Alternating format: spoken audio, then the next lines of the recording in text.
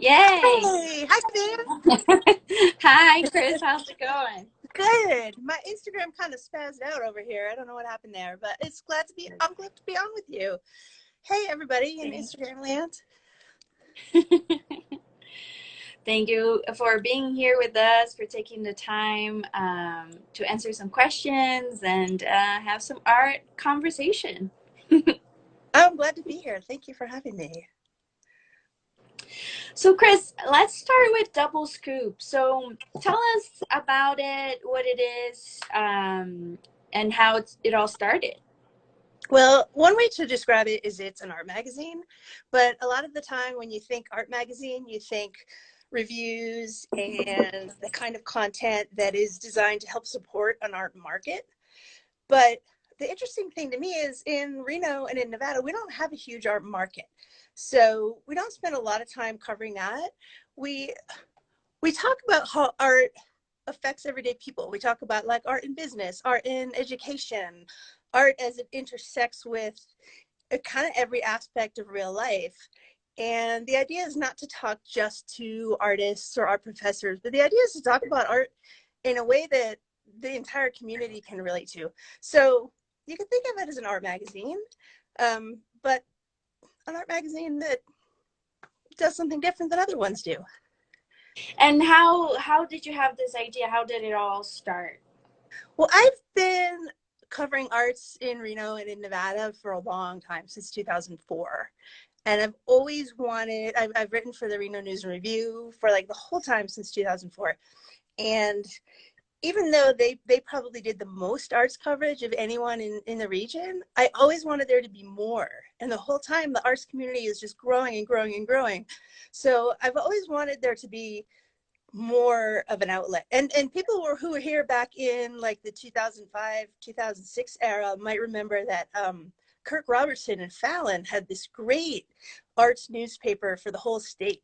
It was, buddy, it was great, but that didn't last the last recession. So since then, there Mm. hasn't been a statewide arts media outlet at all. So you're like, well, let's change that. Yeah. That's and wonderful. I don't know, I could talk all day about this stuff. I don't want to go too long if you don't want, but I'll give you all the detail you want.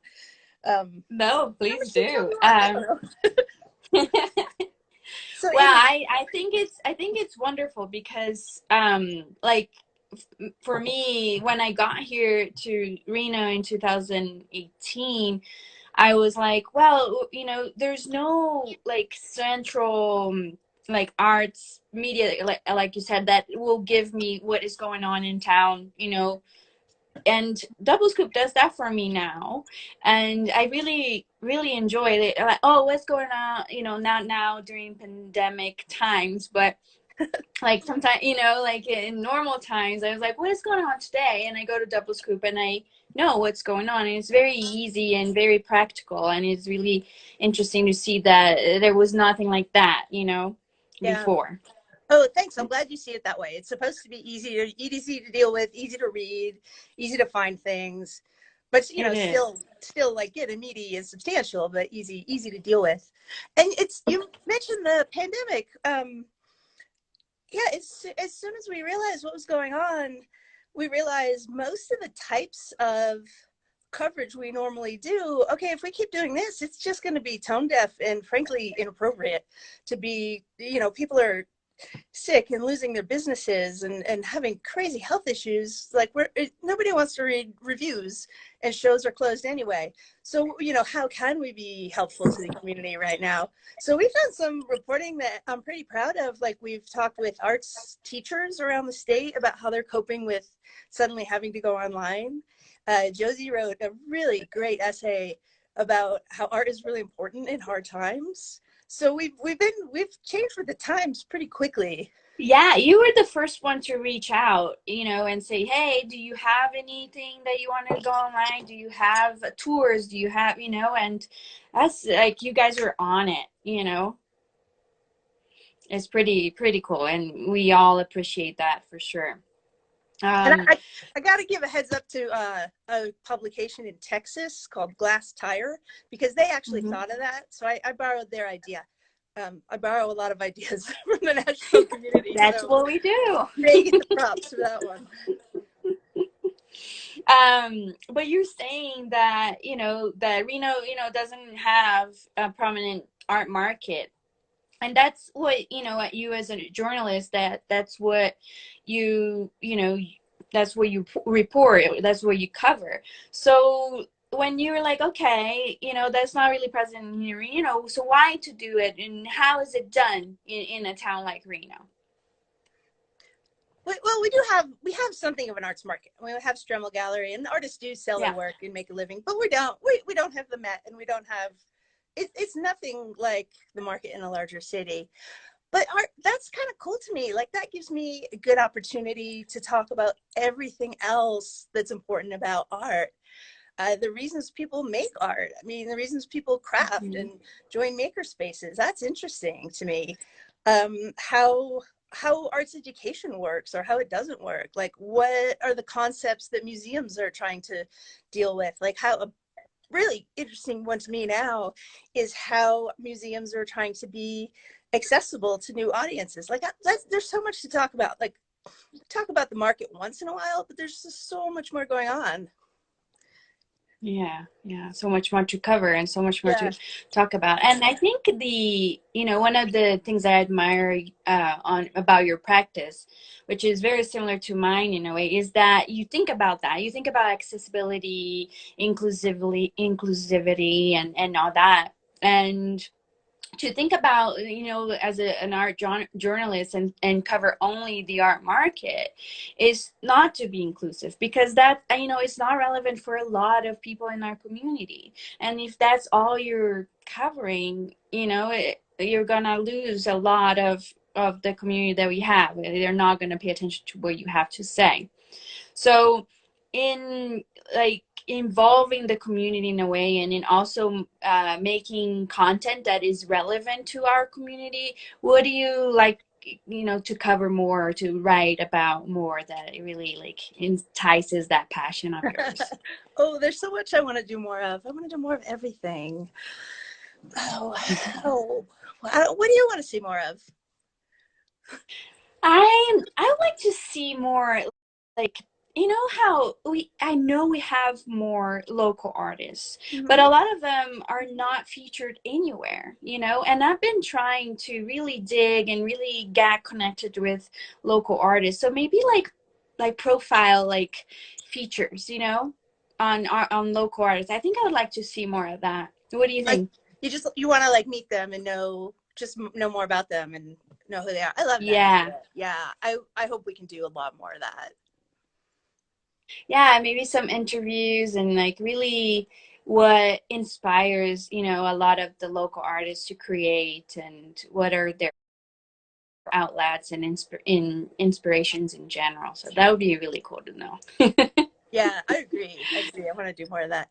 And any artists who are listening, I'd love to hear from you. Send me your information. Send me your event news. Send me if there are topics on your mind that you don't think people are talking about enough, that you don't think media is paying attention to, and they should be. Send me a note. You know Yeah. what? Uh, yeah. I I get a million press releases a day, and I try to pay attention to everything, but the best story ideas I get are from, like, dinner parties and stuff. So so if you run into me somewhere, just tell me what's on your mind art wise. Just tell me. For sure. No, I agree with you. Also, you're talking to me about, like, how Nevada art institutions, they are working towards more diverse and more equitable art scene. And how do you think they're doing that? This is kind of cool because Nevada, we talked about this earlier today, like, Nevada is not doing too great in a lot of measures. Like, in education, we're terrible. In healthcare, we got miles to go. But when it comes to trying to be a really good museum, like, our art museums are rocking it. They're nailing it. And yours the Lilley's doing some great things. I mean, including types of artists who haven't technically or traditionally been included in museum collections. You guys Mm-hmm. make a huge point of that, having conversations that museums traditionally haven't wanted to have about like class and representation. Like we're doing well here. Yeah, I think so too. It's also like for me, it's really cool to have this brand new museum that you know, we can kind of take it where we want. And I think, you know, making it more inclusive, make it more diverse, and representing all these voices, all these amazing voices that are part of our society is something really that I strive for, as you know, and I'm very excited to keep doing that. Yeah. But you know, it's Like great to have colleagues like you to work with that have the same vision for the arts and culture scene. it's pretty exciting to have been talking about it and trying to figure it out for a long time, and I feel like we're finally kind of getting it. Like Lilley's getting it. The Barrack at UNLV like decided that they're going to bust in every single school child in Las Vegas into that museum, um, Yeah, and they haven't gotten every single child yet, but they've gotten many they're many pretty many more than that. close. Yeah, Yeah, they're and doing an something like that. amazing job. Mm-hmm. Yeah, it's incredible. Yeah, there's so much. Well, does anybody have questions for Kris? I would love to hear from you guys, and I'm sure she would love to hear some questions as well. Just so you know, these Friday, I titled it Quarantine Interview Sessions. So we'll be featuring artists and people from our arts community. So I'm very excited that these times give us the opportunity to share these you know, talks with all of you. I love it. Well, um, we don't have any questions so far, but do you want to share anything else, Kris, with us? Oh, let's see. I kind of want to ask you what's like what you're excited about at the Lilley, mission wise or like programming wise. I know everything's going to be on hold for you, but can you tell Yeah. us? Do you have any surprises for us?